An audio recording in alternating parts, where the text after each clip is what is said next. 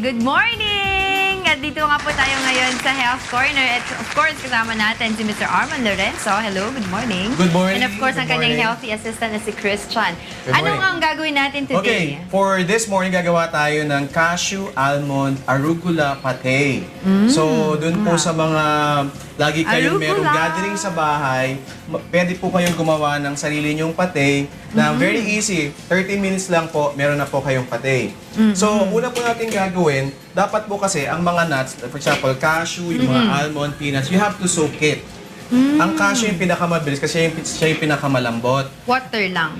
Water lang, and then we need to add salt. At least overnight or minimum 7 hours. Bakit po? Bakit? Kasi ang lahat po ng nuts, meron siya tinatawag ng phytic acid.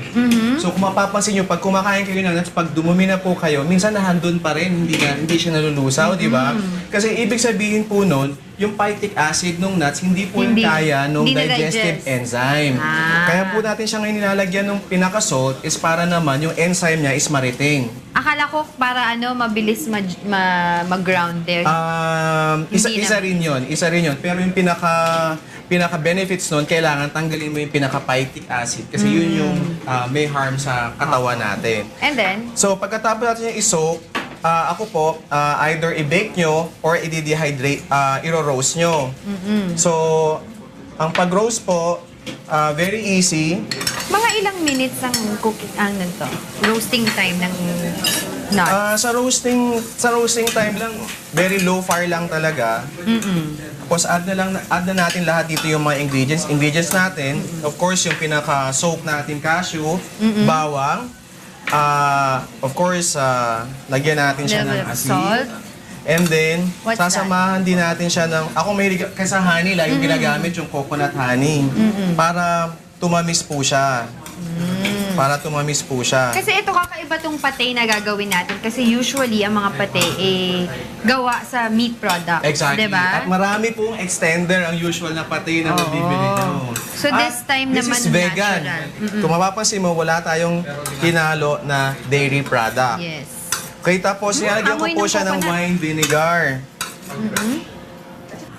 Lagyan po na siya nating wine vinegar. So, iro-roast nyo lang po siya mga 10 to 15 minutes. Depende po sa inyo na medyo pag nag-brown na po siya ng konti. Para yung lasa ng pinakapatay natin, nahandun yung parang roasted na taste. Ang bango Okay? So, So, pagkatapos niyan, ipaprocess na ngayon natin siya sa matte stone. Okay. So, ito na yung ginagawa ngayon ni Christian. Alternate po yung paglalagay sa matte stone. Makikita nyo ngayon dito, nag-green na siya. At ang ginamit po natin, basil leaves. Huwag nyo po lagay yung tangkay kasi minsan yung pinaka-fiber niya, mahirap tanggalin yung mahahabang fiber. And then alternate, lalagay po natin yung basil or arugula. Ngayon kung wala kayong arugula, pwede po yung fresh parsley. Para iba naman yung pinaka-taste niya.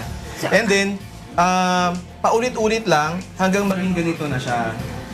Makikita mo ngayon yung pinaka-texture niya, grounded na siya. oo nga. Diba? So ano naman ang benefit na makukuha namin sa pagkain ng...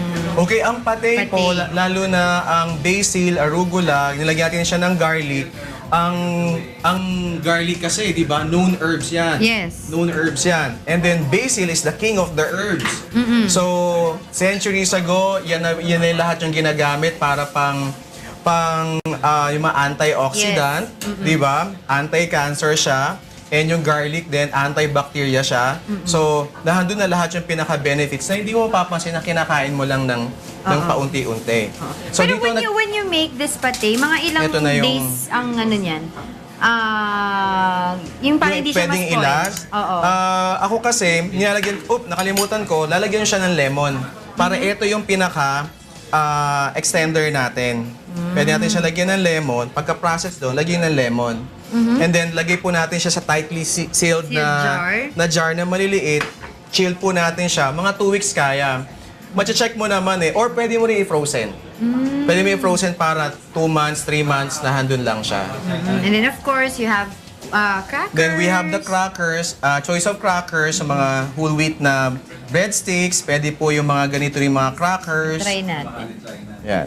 And of course, habang tinatry ko tong ginawa mong pate, why don't you invite our televiewers na mag-avail ng ating 8-in-1 juicer na Matt Stone. Hindi lang basta juicer, kasi tama, Ito, nakagawa gumawa tayo ng pate, So, pag nakagawa tayo ng salad, Exactly. nag-crush tayo ng Habang ice. meron kang juices na ginawa mo, let's say early morning, ito naman yung mga pangkain mo din para talagang well-balanced, di ba? Yes. So, Matt Stone po, this is an 8-in-1, all-in-one actually, a kitchen assistant, which is currently, we'd like to announce na meron tayong ngayon discount na starting by, actually nag-start na po kami na meron po kaming 1,000 off plus 350 na free po yung pinaka-juicer screener. So, almost 1,350 pesos po yung magiging discount nyo. So, this is available sa mga leading mga appliance store. Sabihin nyo lang po, hanapin nyo yung pinaka-Matt Stone na juicer. And then, meron siyang 5-year warranty. 5-year warranty, and then i-check nyo po yung Matt Stone Philippines. You could, meron po doon mga free delivery basta within the Philippines. And then, meron din po kami mga specialty outlet na mabibilan din yun ng Matt Stone. Once again, can you tell the televiewers kung ano-ano yung 8 na ginagawa ng Matt Stone? Okay, Eight una po yung characteristics juicer, and then may mincing, grinding, meron siyang ice crusher or ice shaver, meron siya nun sa salad maker, meron siyang oil extractor, at meron din tayo na sorbet, yung paggawa ng sorbet. So, ayan. Yan po ang ating naging... Yep. So, Recipe for the day. follow us po sa Matt Stone Philippines, at ako po, meron din po akong sarili na whole food remedy na makikita nyo po yung mga ginagawa natin dito. Makikita na din yung mga recipe na Yung mga ginagawa recipe natin na ginagawa every Tuesday natin. and Thursday. Tuesday and Abangan nyo Thursday. po si Sir Arman Lorenzo dito sa ating Healthy Corner at kasama niya po ang kanyang healthy assistant na si Christian para po sa ating 8-in-1 Matt Stone. Back to you guys! Thank you.